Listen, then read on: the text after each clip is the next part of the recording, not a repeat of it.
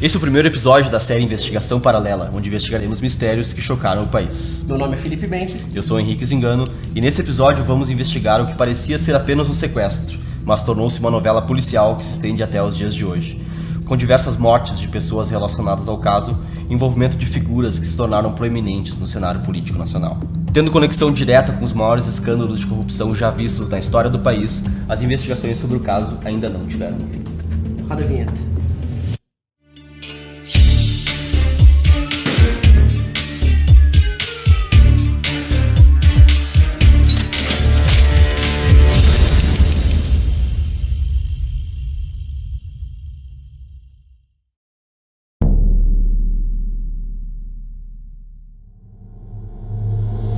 No dia 18 de janeiro de 2002, o então prefeito de Santo André, Celso Augusto Daniel, jantava com o empresário e amigo de longa data Sérgio Gomes da Silva, conhecido como Sombra, no restaurante Rubaiá, nos Jardins, bairro Nobre de São Paulo.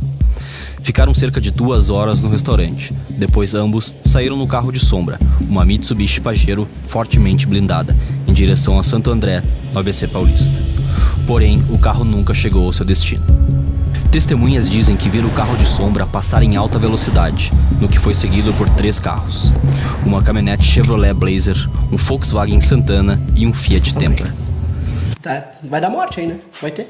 Porque o cara sendo seguido por um Tempra, um Santana e uma Blazer. Isso aí é pior do que 2 na moto, né? Vai Não, morrer em gente 2002 ainda era o Santana antigo, a Blazer antiga, sabe? Vai morrer gente aí, pode ter certeza. Eu já ia sair arriscado. Desculpa, pode continuar. A perseguição se estendeu por 3 quilômetros até Sombra ser fechado pelos criminosos na rua Antônio Bezerra, na zona sul de São Paulo.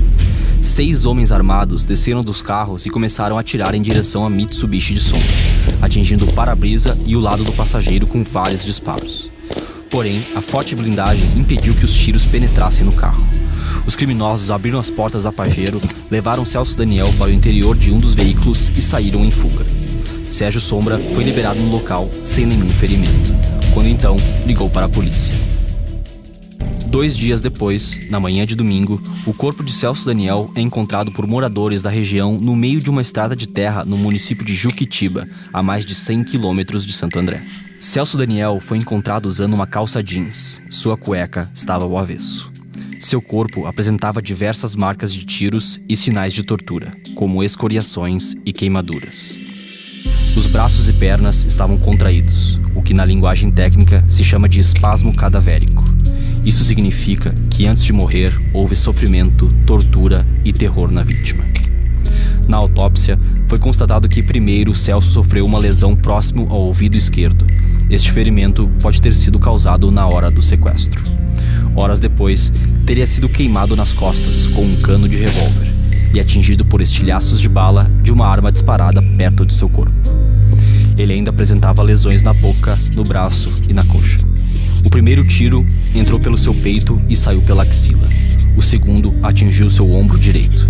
E o terceiro, o antebraço. Tiro esse próprio de quando a vítima está em postura de defesa. Já no chão, em posição fetal, foi alvejado com 2 tiros no rosto e 2 tiros nas costas, causando ferimentos fatais nos pulmões e na artéria aorta. A investigação policial foi iniciada pelo então delegado de Taboão da Serra, Romeu Tuma Júnior, responsável pela região de Juquitiba e um dos primeiros a chegar na cena do crime.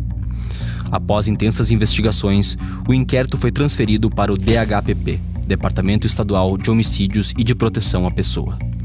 O inquérito sobre a morte de Celso Daniel foi concluído em 1º de abril de 2002, apenas 2 meses depois do assassinato.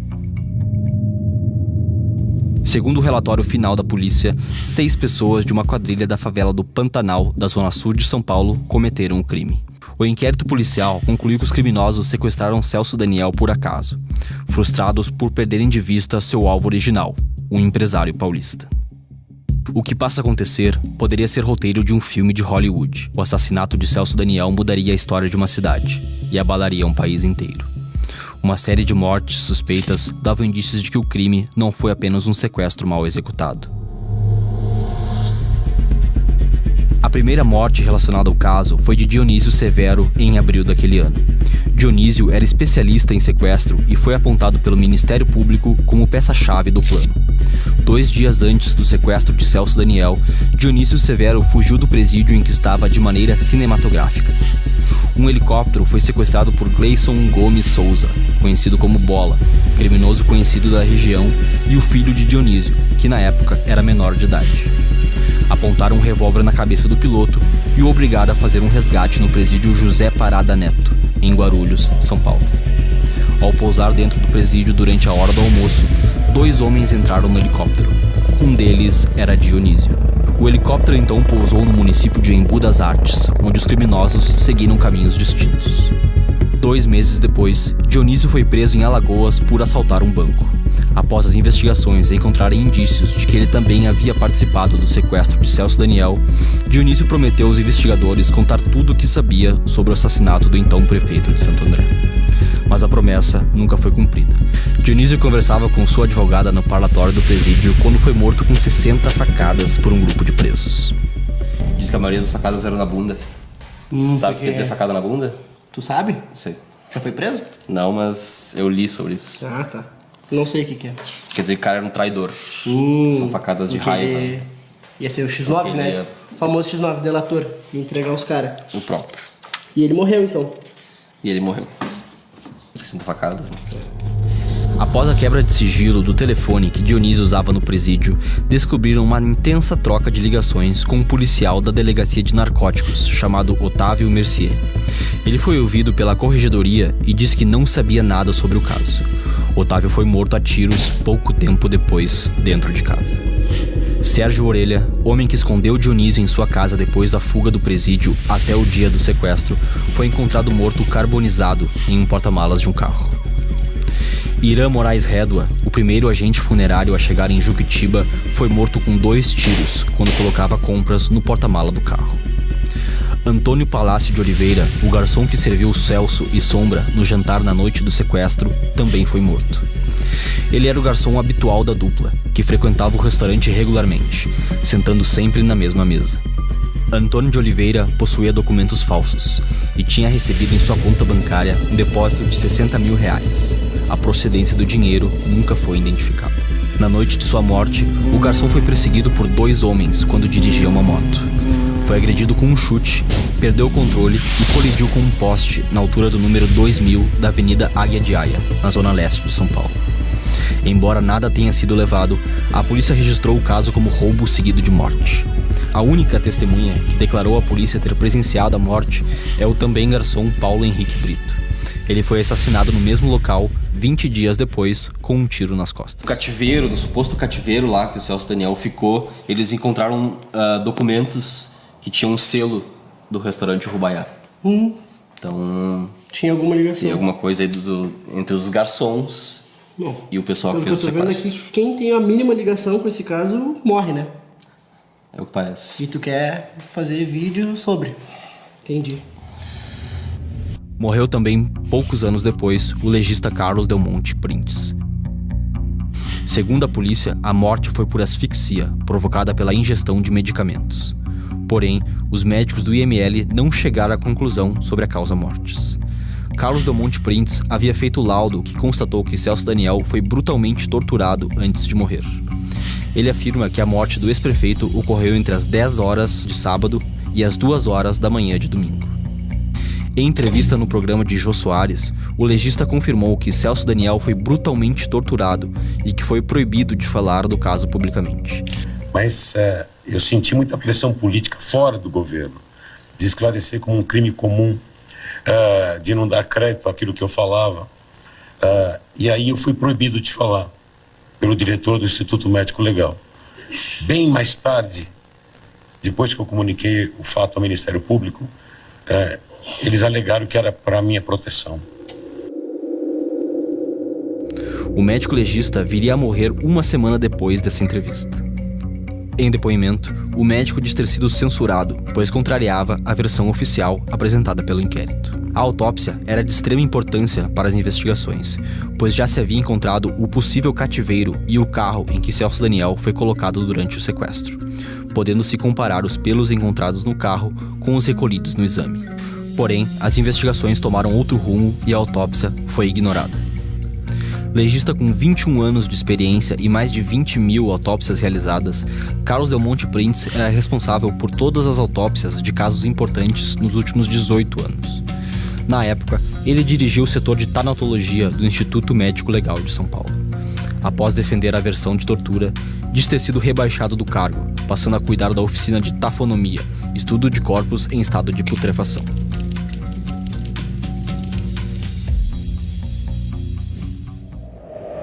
Ele ainda havia garantido na época que é excepcional a ocorrência de morte em caso de sequestro relâmpago. Com relação ao sequestro convencional, nunca examinei um caso em que houvesse um ritual de tortura com crueldade e a desproporcionalidade que verifiquei no corpo de Celso Daniel. Em 2005, os promotores então pediram uma nova investigação, que ficou a cargo da delegada Elizabeth Sato, que encerrou o caso com um relatório de apenas 5 páginas, sem realizar diligências básicas, como a quebra de sigilo telefônico dos assassinos, e manteve a conclusão da investigação anterior: um sequestro comum sem nenhum planejamento prévio, mesmo sem nenhum pedido de resgate ter sido feito pelos sequestradores. Tá, deixa eu só ver se eu entendi. A delegada encerrou o caso com apenas 5 páginas escritas. Não teve pedido de resgate? Não. Não teve quebra de sigilo telefônico? Nada? Não. E sendo que todo mundo que tocou foi envolvido nesse caso morreu, e ela deu simplesmente que foi um crime comum. Aconteceu. Sendo que o cara que fez era especialista em sequestro. Exatamente. Eu não, sei lá, se fizesse sequestro eu ia pedir dinheiro, mas tudo bem, né? Eu não sou delegado, não devo entender muito. Então, cara, a família ficou bem conformada, assim, né, com o resultado dessas 2 investigações. Eu fiquei inconformado agora. Imagina a família do cara que, porra... Eles começaram a pressionar as autoridades para a reabertura do caso, né? Sim. Então, com toda essa queima de arquivo dessas 7 pessoas que morreram, tiveram relação com o caso, Sim. o Ministério Público foi obrigado a reabrir, né? Tem mais, então. Então, tem mais coisa por aí. O trajeto que Sombra utilizou para ir a Santo André, depois do jantar com Celso Daniel, fazia um desvio de percurso. As investigações mostraram que o objetivo era passar na frente da lanchonete da mãe de um dos criminosos, onde a quadrilha estava reunida à espera de um sinal. Uma piscada de farol dada por Sombra, o que deu início à perseguição. Sombra revelou em depoimento que durante o sequestro foi obrigado a parar o veículo pois o pneu estava furado, e que em seguida o carro teve uma pane elétrica e desligou. O carro era automático e a perícia constatou que o pneu foi furado quando ele já estava parado.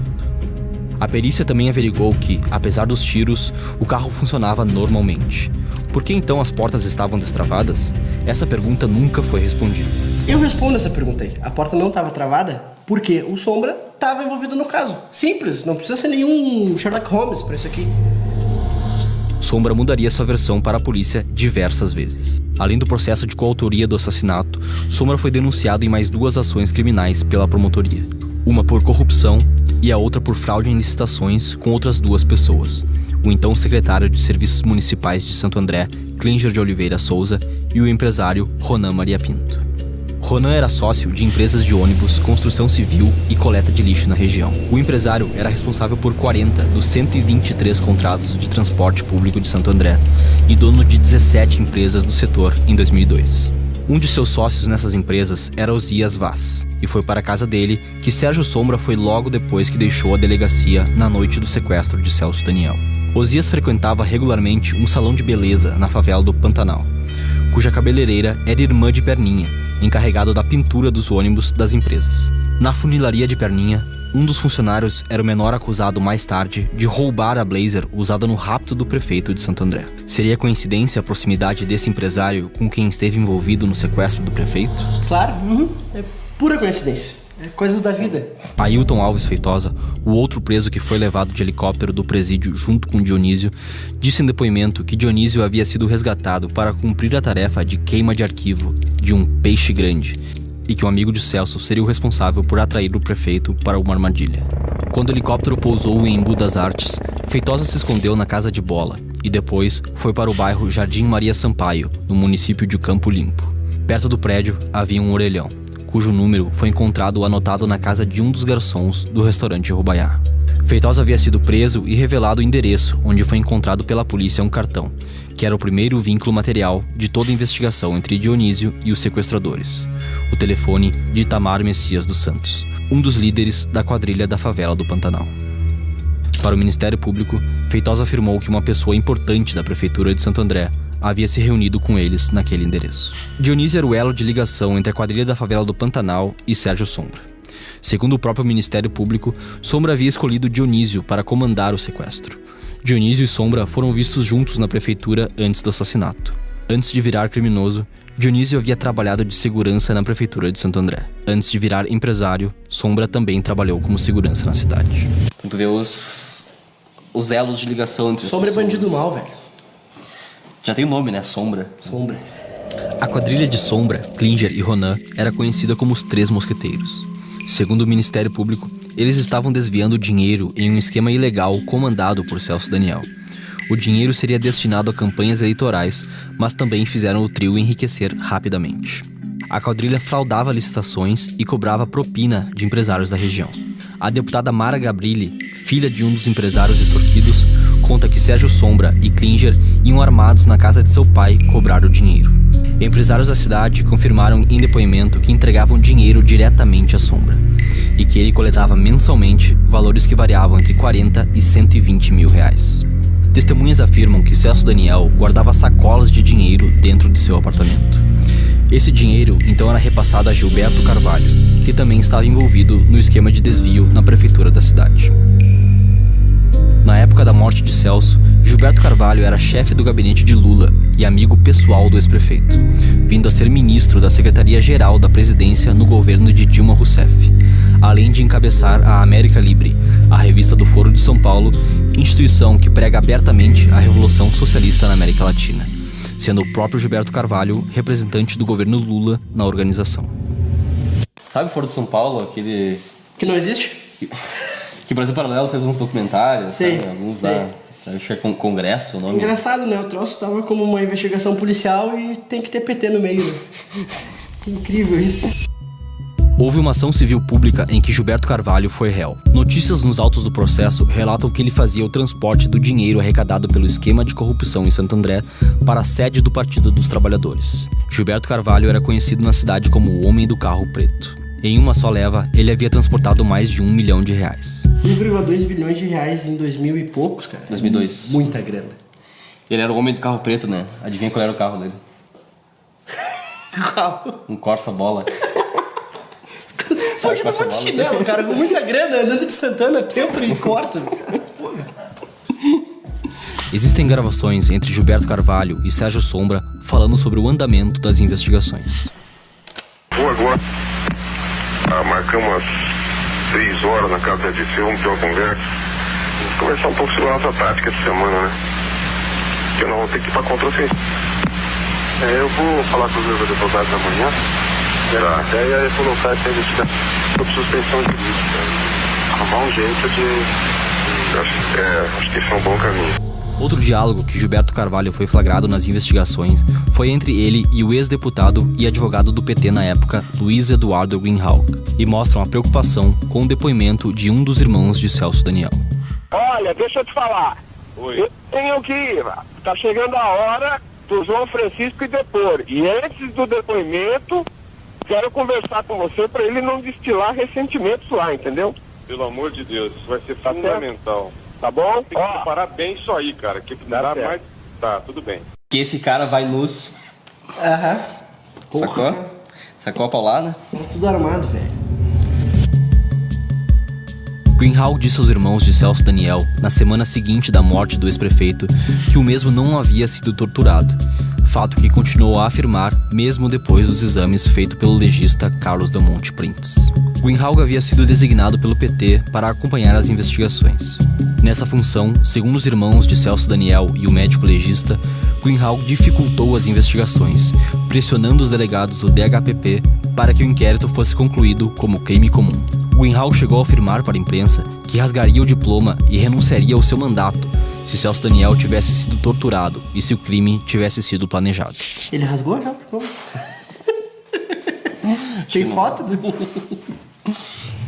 Depois que o corpo foi descoberto, a polícia foi à casa de Celso Daniel com o mandato de busca e apreensão. Antes dos policiais chegarem, relatos contam que Luiz Eduardo Greenhalgh esteve na casa, onde permaneceu por 1 hora e saiu com algumas malas de documentos. Greenhalgh nunca foi investigado. A ex-esposa de Celso Daniel, Miriam Belchior, afirma que pessoas entraram no apartamento de Celso na mesma noite e na manhã seguinte do sequestro. O livro de registro do prédio foi rasurado e páginas foram rasgadas. No dia da missa de 7º dia do assassinato de Celso Daniel, Gilberto Carvalho contou aos seus 2 irmãos que havia um esquema de arrecadação de recursos para financiamento de campanhas e que ele próprio pegava o dinheiro com Celso Daniel e fazia a entrega a José Dirceu, então presidente do PT. Dirceu é citado como o homem que recebia dinheiro dos esquemas com as prefeituras do ABC. Lula já havia disputado 3 eleições para a presidência e deixou claro a José Dirceu: vou para a minha última, ou nós ganhamos essa, ou não tem mais disputa. José Dirceu, presidente nacional do PT na época, organizou então 3 frentes. Contratou Duda Mendonça, marqueteiro de Paulo Maluf, para pilotar a campanha de Lula. Colocou José de Alencar para ser vice, um empresário no cargo daria segurança ao meio empresarial. A 3ª frente foi feita pelo próprio José Dirceu, que correu o país inteiro buscando fundos para a campanha, utilizando prefeituras petistas como meio para desviar recursos. Uma dessas prefeituras era de Santo André, berço simbólico do PT, fundado em 1980. Em meados dos anos 70, Celso Daniel foi militante comunista pertencente ao grupo MEP, Movimento da Emancipação do Proletariado, criado por membros de um outro grupo denominado Fração Bolchevique. Desde o início, Celso Daniel participou do movimento pela formação do Partido dos Trabalhadores, sendo um de seus principais agentes, chegando a ser prefeito de Santo André por 3 vezes, de 1989 a 1992, de 1997 a 2000 e 2001 até 2002, ano em que foi assassinado. Um dos homens mais carismáticos do PT, seria um dos primeiros na escala de sucessão de Lula, ombreando Dirceu e Palocci. Celso Daniel seria o coordenador de plano de governo e o ministro da Fazenda do governo Lula. Então, na década de 90, quando o PT falava em ética na política, né? Desculpa, que PT e ética na política me soou uma piada. Eles já estavam pensando aí nesse esquema de tirar dinheiro de prefeitura, de empresário e tal, não para colocar no bolso, sim, mas para financiar a campanha eleitoral, entende? Para se perpetuar no poder. Baita negócio. Baita negócio, tanto que deu certo que evoluiu, né? Porque virou daí Mensalão, Petrolão e etc, né? BNDES, que a gente vai... A empresa cresceu, né? O Ministério Público de São Paulo aponta que em 2002, Santo André era um dos principais locais de arrecadação de dinheiro irregular do PT e ficou conhecido como laboratório de corrupção do partido. O que era feito em Santo André, após a eleição de Lula em 2002, passou a ser praticado em larga escala, dando origem a outros esquemas de corrupção, como o Mensalão e o Petrolão. O escândalo do Mensalão acabou dando, sem querer, uma nova projeção ao caso de Celso Daniel. Havia um cadáver no meio das investigações. Foi em um dos depoimentos de Marcos Valério que o caso de Celso Daniel voltou aos olhos da justiça. Marcos Valério revelou que em 2004 foi informado pelo então secretário-geral do PT, Silvio José Pereira, que o presidente Lula estava com um problema muito sério. Ele, José Dirceu e Gilberto Carvalho estavam sendo chantageados por uma pessoa que exigia um valor de 6 milhões de reais. Silvio José Pereira então pediu a Marcos Valério para que repassasse a quantia para a empresa de ônibus dessa pessoa. Ao aceitar o pedido, Marcos Valério perguntou quem estava fazendo a chantagem, e a resposta foi Ronan Maria Pinto. Sem saber quem era, mas desconfiado da situação, Marcos Valério questionou alguns conhecidos em Brasília sobre Ronan. Após descobrir quem era e suas ligações com o caso de Celso Daniel, Marcos Valério chamou Silvio José Pereira e explicou que não faria o depósito, dizendo: "O senhor é maluco, eu não vou fazer a transferência. E vou te contar uma coisa, esse assunto é tão sério que eu acho você melhor arrumar alguém de confiança do presidente para resolver esse assunto. Eu não quero ligação com isso, me inclua fora disso." Depois desse dia, o publicitário nunca mais foi comunicado sobre essa operação. Os fatos relatados no depoimento de Marcos Valério seriam confirmados a partir das investigações de uma nova operação, a Lava Jato. A Operação Carbono 14, a 27ª fase da Lava Jato, foi deflagrada a partir do depoimento da delação do ex-diretor da Petrobras, Nestor Cerveró. O depoimento de Cerveró revelou que o empresário José Carlos Bunlai, amigo íntimo de Lula, que viabilizou uma série de transações para bancar as campanhas do PT, contraiu um empréstimo a pedido do partido em 2004. O valor do empréstimo era de 12 milhões de reais, feito no Banco Chain, com a finalidade de quitar dívidas do partido. Segundo a Procuradoria, esse empréstimo foi pago pela Petrobras num acordo entre o PT e o Banco Chain em 2009, por intermédio da contratação fraudulenta da Chain como operadora de um navio sonda chamado Vitória 10.000. Em depoimento, Bunlai e um dos donos do grupo Chain, Salim Chain, confirmaram os fatos. Bunlai ainda afirmou que só conseguiu contrair o empréstimo frio porque o fizera com o aval do então tesoureiro do PT, Delúbio Soares, e do então chefe da Casa Civil, José Dirceu. Em seu depoimento, Severo disse ainda que Lula sabia do acordo entre a Petrobras e o Banco Chain e colaborou para sua efetivação. Lula sabia, velho, as coisas? Não sabia. Eu acredito nele. Mas o que Santo André tem a ver com isso? Conforme revelou a revista Veja em 2012, Marcos Valério disse que metade dos 12 milhões que Bunlai pegou no empréstimo no Banco Chain era um cala-boca para Ronan Maria Pinto, que estava chantageando Lula, José Dirceu e Gilberto Carvalho, ameaçando revelar a relação deles com o Caixa 2 que ocorria em Santo André e com a morte de Celso Daniel. Os 6 milhões que Marcos Valério se recusou a depositar para Ronan Maria Pinto foram pagos anos mais tarde pela Petrobras. Assim, o depoimento de Marcos Valério deixou de ser apenas uma especulação e ganhou contornos nítidos. Os fatos narrados pelo publicitário foram confirmados nas investigações de Bunlai e Cerveró. A tese foi reforçada por outro delator famoso, o ex-líder do governo no Senado, Delcídio do Amaral, que também colaborou com a justiça no caso de corrupção da Petrobras. Delcídio afirmou que os 6 milhões de reais que o pecuarista Bunlai entregou a Ronan foram destinados ao pagamento de chantagens efetuadas por um empresário de nome Ronan contra a cúpula do PT, a partir do município de Santo André. Por que pagar 6 milhões para um chantagista?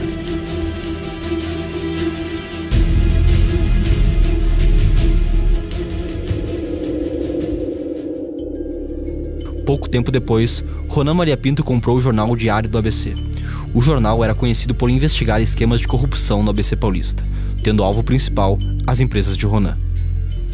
Em 2014, durante as investigações da Lava Jato, a polícia encontrou no escritório de Meire Posa, a contadora de Alberto Youssef, outro condenado por corrupção na Lava Jato, um contrato de pagamento feito por Bunlai para Ronan Maria Pinto. Meire contou em sua delação que o contrato pertencia a Enivaldo Quadrado, notório lavador de dinheiro, também condenado na Lava Jato. Enivaldo teria dito a Meire Posa ao entregar o documento: Meire, tá aqui o meu seguro de vida contra o Lula, insinuando que caso acontecesse algo com ele, teria provas de sua relação com o PT. Tá, uma dúvida aí, por que pagar 6 milhões pra uma pessoa? Ele tinha alguma informação valiosa aí, eu tô delirando? Eu acho que 6 milhões é uma informação que vale bastante, né? Então, uma chantagem, uma base bem acusatória, né? Puxa vida. As investigações mostraram que a morte de Celso Daniel, o Mensalão e o Petrolão estavam interligados. Mas qual o real motivo por trás do assassinato do ex-prefeito de Santo André? Vamos às teorias.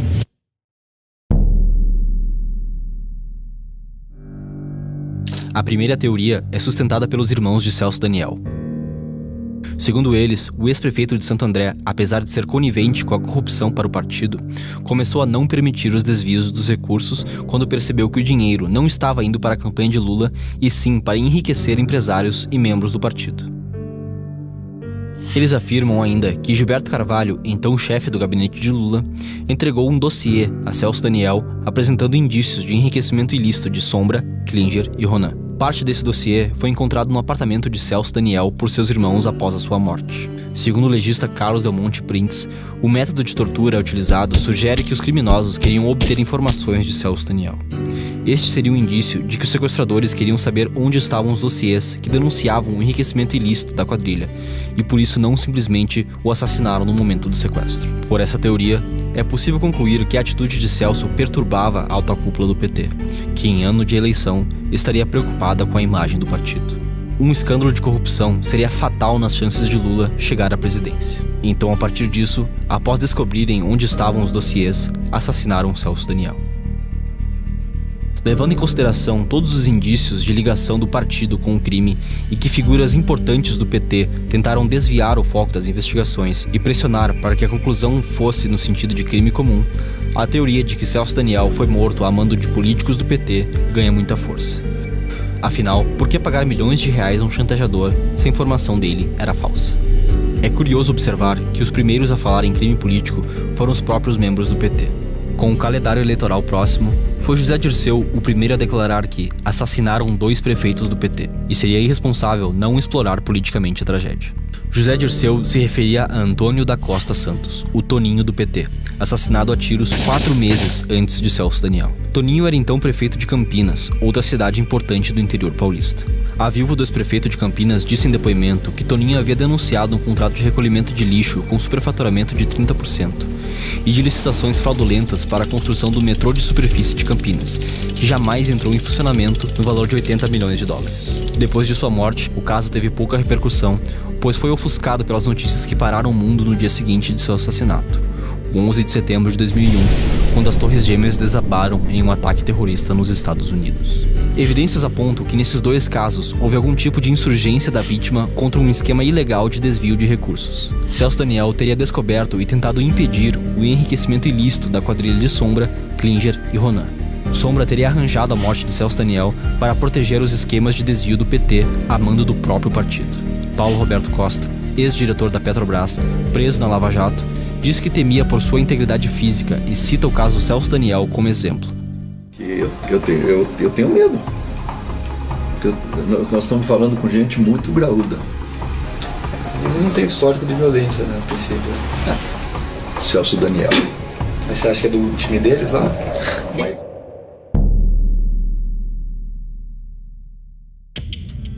A segunda teoria, sustentada por Romeu Tuma Jr., sugere que a intenção não era a morte de Celso Daniel, mas por uma falha de comunicação entre a quadrilha do Pantanal e os mandantes do crime, Celso acabou assassinado. Com um extenso currículo, incluindo o cargo de secretário nacional de Justiça, Tuma era o delegado titular de Taboão da Serra, responsável pela região onde o corpo de Celso Daniel foi encontrado. Na tese de Tuma, Sombra, junto com outros empresários, armaram o sequestro do prefeito em razão do PT estar cobrando excesso de propina dos empresários da cidade. A sobretaxa tinha aumentado nos últimos tempos em função da campanha eleitoral de 2002. Os mandantes pretendiam sequestrar Celso Daniel e soltá-lo logo em seguida. A mensagem passada a ele seria para o PT parar de extorquir os empresários, pois eram eles que haviam pago o resgate do prefeito. O objetivo era dar um susto em Celso Daniel e no PT, mas a situação saiu do controle e acabaram assassinando o então prefeito de Santo André. Romeu Tuma Jr. diz ter forte convicção de que o homicídio foi um acidente de percurso. Então eles meio que fizeram um sequestro forjado, né? Fake. Os bandidos lá na favela, não sei o que, te sequestraram. Sim. Nós, empresários aqui da região, pagamos teu sequestro. Né? Sim. Então, viu como os empresários são bonzinhos, mas na verdade a mensagem é, fala pro PT parar de extorquir a gente lá, porque... Senão, tá demais. Tá demais. Há 2 razões claras para isso. Se a intenção era matar o prefeito, bastava ter atirado nele na hora da abordagem inicial. E se Sombra não tivesse envolvido, ele também seria morto no local. Tudo indica que Celso Daniel morreu porque o achaque do PT contra os empresários de Santo André começou a aumentar. Celso Daniel ficou no meio desse impasse e acabou sendo morto. Conversas entre Sérgio Sombra e Klinger aparecem nos grampos telefônicos. As conversas revelam o medo de seus nomes serem relacionados ao caso. O cara da Rede Bandeirantes tá me escrachando, meu chapa. Tá falando o quê? Tá falando que tudo que eu falei é mentira, que o carro tá pegando, que não destrava a porta, que eu sou o principal suspeito. Deixa eu te falar. Hoje, o que tá pegando contra você é esse negócio do carro. Nós temos que armar um esquema aí. Por quê? Porque as empresas de blindagem, junto com a Mitsubishi, por razões óbvias de mercado, se juntaram para dizer que isso está mentindo, porque o câmbio está funcionando, a perícia mostrou que o câmbio está funcionando, entendeu? Chama o Gilberto aí. Alô? Fala com o Gilberto aí, tem que armar alguma coisa, meu chapa. Não, cara, calma. Eu tô indo para aí pra gente conversar sobre isso. Cara, eu tô calmo, eu quero que as coisas sejam resolvidas, eu tô calmo. Eu tô indo para aí, tá? Tô indo para aí, tchau. As investigações do Ministério Público, baseadas no trabalho de Romeu Tuma Jr., enquanto foi titular do caso, revelam que há um elo de ligação entre a quadrilha da favela do Pantanal, Dionísio, Sombra e os políticos do PT. Segundo Romeu, quando interrogou Dionísio, o mesmo deixou transparecer que os sequestradores haviam perdido contato com o mandante. Entre a noite de sexta-feira, dia do sequestro, e o domingo de manhã, quando o corpo foi achado, a polícia já investigava a região, o que pode ter deixado os criminosos assustados. Com medo da projeção do caso e de serem descobertos, então decidiram executar o prefeito. Então, essas são as 2 teorias. O que tu acha aí? Cara, nessa segunda teoria me parece bem coerente. A única dúvida é por que tanta gente morta nesse percurso aí. 7 pessoas mortas para justificar um sequestro de, vamos lá, 3, 4 pessoas estavam realmente ligadas nisso daí. Enfim, tem minhas dúvidas. Sim. No mínimo estranho. Sim. Mas tu acha que foi os políticos do PT que mandaram matar o Celso porque ele estava atrapalhando os esquemas lá do pessoal? Ou que foi essa falha de comunicação que os caras queriam dar um susto no prefeito, aí se desentenderam, acabaram matando? A versão mais legal. Os personagens dessa história variam de uma gangue de sequestradores na favela do Pantanal a intricadas CPIs, envolvendo secretários municipais, empresários e até o presidente da República. Em 2012, 6 integrantes da quadrilha da favela do Pantanal foram condenados a mais de 18 anos pela morte de Celso Daniel. Todos confessaram as suas diferentes participações no crime.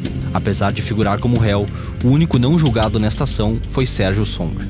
Ele foi beneficiado pela decisão do STF que anulou todo o processo contra ele desde a fase dos interrogatórios. Os advogados de Sombra alegaram que sua defesa foi cerceada pelos investigadores. Em outro processo, Sombra foi sentenciado a 15 anos de prisão por corrupção, mas recorria em liberdade. Ele foi condenado por liderar um esquema de cobrança de propina de empresas de transporte contratadas pela Prefeitura de Santo André. Empresários que não davam dinheiro eram ameaçados a ter o contrato rompido. O dinheiro recolhido iria para o Caixa 2 do PT. O Partido dos Trabalhadores foi condenado por improbidade administrativa durante o mandato de Celso Daniel. O juiz responsável pelo caso afirmou que a cobrança de propina do setor de transporte não foi uma iniciativa isolada. O Diretório Nacional do PT tinha conhecimento do esquema criminoso e se beneficiou dele. O partido devolveu 3,5 milhões aos cofres públicos e pagou multa de mais de 10 milhões de reais. Sombra nunca admitiu o envolvimento no assassinato de Celso Daniel. As investigações anuladas pelo STF serão retomadas em 2016, com a primeira audiência de instrução do processo que poderia levar Sombra a júri popular. Porém, essa audiência nunca ocorreu. Sérgio Sombra não resistiu a um câncer. Ele morreu 3 meses antes da audiência, levando consigo tudo o que sabia sobre o caso. Desfecho bem sem graça. O cara morreu de câncer. Em maio de 2018, o juiz Sérgio Moro prendeu o empresário Ronan Maria Pinto. Ele foi condenado a 5 anos de prisão por lavagem de dinheiro no caso que apura o empréstimo fraudulento de 12 milhões do Banco Chain para o pecuarista Bunlai. As investigações concluíram que o dinheiro foi para o PT e que, em troca, a Petrobras, de forma irregular, assinou um contrato de 1,6 bilhão de dólares com o grupo Chain para a operação do navio sonda Vitória 10.000. Desses 12 milhões contraídos por Bunlai, 6 milhões foram parar nas mãos de Ronan Maria Pinto. Segundo o juiz Sérgio Moro, o repasse ao empresário pode ter ligação com o assassinato de Celso Daniel. O terceiro integrante da quadrilha dos Três Mosqueteiros, Klinger de Oliveira Souza, que extorquiu os empresários junto com Sombra, foi condenado a 18 anos. Gilberto Carvalho, chefe de gabinete do ex-presidente Lula e ministro da Secretaria-Geral da Presidência no primeiro mandato de Dilma Rousseff, também foi condenado por improbidade administrativa em relação à sua atuação em Santo André. Porém, nunca foi preso, tendo apenas seus direitos políticos suspensos por 5 anos. Velho jeitinho, né? Ó, cara, fica 5 anos na boa aí e tal. Não, essa questão do se eleger não dá mais, mesmo. Sim, tem que ser punido pra aprender. Estão muito em cima agora, fica de boas. E rir pra não chorar. Nas investigações sobre a corrupção em Santo André e a participação na morte de Celso Daniel, a Procuradoria-Geral da República pediu abertura de inquérito contra José Dirceu, homem que recebia os recursos desviados das prefeituras petistas. Porém, o presidente do STF, Nelson Jobim, indicado ao cargo por Lula, negou o pedido na época, alegando que não havia provas suficientes para a abertura do processo. Anos mais tarde, José Dirceu, cérebro e coração do PT, foi condenado diversas vezes por enriquecimento ilícito, corrupção ativa e passiva, tráfico de influência, formação de quadrilha, lavagem de dinheiro, entre outros crimes. Mentor e executor do Mensalão e do Petrolão, Dirceu foi solto em junho de 2018 pelo STF, pois, segundo o entendimento da turma, ainda cabe um recurso que pode diminuir a sua pena, e que Dirceu deve aguardar em liberdade. Nessa época aí já o STF fazendo as dele. Continua, né? Só perpétuo no negócio. Cargo indicado, né? Como é que um juiz do Supremo Tribunal Federal vai ser indicado pelo presidente? Não existe. Pra julgar o próprio presidente, né? Ou o próprio diretor do partido do presidente. Isso aí. Então fica meio... Dá um tapa em quem te alimentou, né? Por isso. Para proteger Lula e o projeto de poder do PT, Dirceu serviu como testa de ferro do partido, condensando em sua pessoa toda a concepção e execução dos esquemas de corrupção que devastaram a economia do país. O que espanta no caso de Celso Daniel é a impunidade das pessoas envolvidas. Apenas os integrantes da favela do Pantanal foram presos pelo assassinato. Os possíveis mandantes saíram impunes. Segundo as palavras de Romeu Tuma Jr. em seu livro Assassinato de Reputações, certamente o que garantiu a impunidade até hoje dos cabeças que articularam e ou se omitiram diante dos crimes que culminaram na morte de Celso Daniel foi a eleição de Lula naquele ano e sua permanência no poder. Esse fato possibilitou a distribuição de espaços, cargos e recompensas aos companheiros e permitiu empregar, até o presente, todos os órfãos, atores, viúvos e viúvas do prefeito morto em Santo André. E com certeza contribuiu decisivamente para que, burras abastecidas, as bocas permanecessem caladas e os ânimos serenados. Afinal de contas, Celso era o homem forte de Lula e seria o seu primeiro ministro. Apesar de sua morte, o projeto de poder bem-sucedido possibilitou a continuação daquele esquema iniciado em Santo André, agora numa dimensão nunca antes vista na história desse país.